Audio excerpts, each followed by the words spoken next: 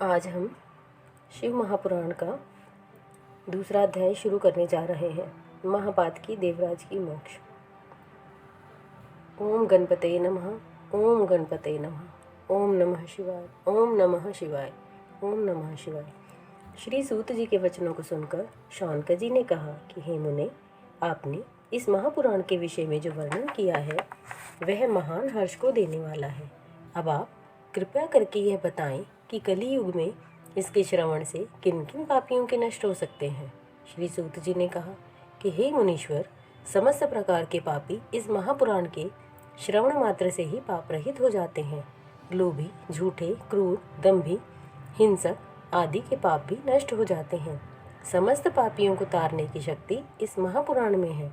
ब्राह्मणों के धन को हरण करने वाले महाव्याभिचारी और पर स्त्री सेवी भी इसके द्वारा पापों से मुक्ति पा जाते हैं। संक्षेप में इतना ही वर्णन पर्याय है कि इस महापुराण के द्वारा कलयुग के प्राणियों के समस्त पाप नष्ट हो जाते हैं और उनको सद्गति प्राप्त हो जाती है। इस विषय में एक प्राचीन इतिहास है, उसे श्रवण करिए। किसी समय किरात नगर में एक दुर्बल, दुराचारी, दरिद्र ब्राह्मण रहता था। वह धर्म से विमुख हो गया। वह ब्राह्मण अपने कर्मों से विमुख था। उसका नाम देवराज था। उसने अधर्म के द्वारा बहुत सा धन अल्पकाल में ही संचय कर लिया था। एक बार जब वह तालाब पर स्नान करने गया तो वहाँ शोभावती वेश्या को देखकर वह उस पर मुग्ध हो गया। वह वेश्या भी इस धनी ब्राह्मण को अपने प्रेम जाल में फंसा देखकर प्रसन्न हुई। तालाब पर दोनों की बातें हो गईं और उनका संबंध स्थापित हो गया। उसके बाद बहुत दिनों तक वे दोनों प्रेमी युगल कामासक्त होकर विहार करते रहे। वह ब्राह्मण सदैव उस वेश्या के पास ही उठने बैठने लगा और उसके माता पिता, मित्र, स्त्री आदि ने उसे बहुत समझाया पर वह नहीं माना। तब उस अधर्मी ने एक रात अपने माता पिता और स्त्री को मार डाला ताकि मार्ग निष्कंटक रहे।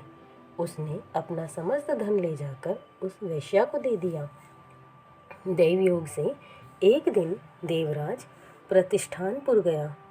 वहाँ उसने एक शिवालय देखा। वहाँ शिव कथा होती थी। संयोग से वह वहीं बीमार पड़ गया।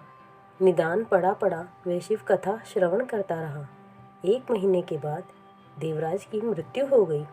उसके पूर्व पापों के कारण उसे लेने यमदूत आए, मगर शिव कथा श्रवण करने के प्रभाव से शिव गणों ने उसे यमदूतों से छुड़वा लिया और उसे शिवलोक ले गए। इसके कारण यमलोक में महान कोलाहल हुआ। धर्मराज इस कोलाहल को सुनकर बाहर आए। वहां उन्होंने शिवगणों को देवराज को ले जाते देखा। वे तुरंत शिव कथा का प्रभाव समझ गए। उन्होंने शिवगणों की पूजा की। देवराज जैसा पापी भगवान शिव की कथाएं श्रवण करने मात्र से ही यमदूतों के फंदे से बचकर उस परम पुनीत शिवधाम को प्राप्त हुआ, जहाँ भगवान शिव माता पार्वती सहित निवास करते हैं। द्वितीय अध्याय समाप्त हुआ।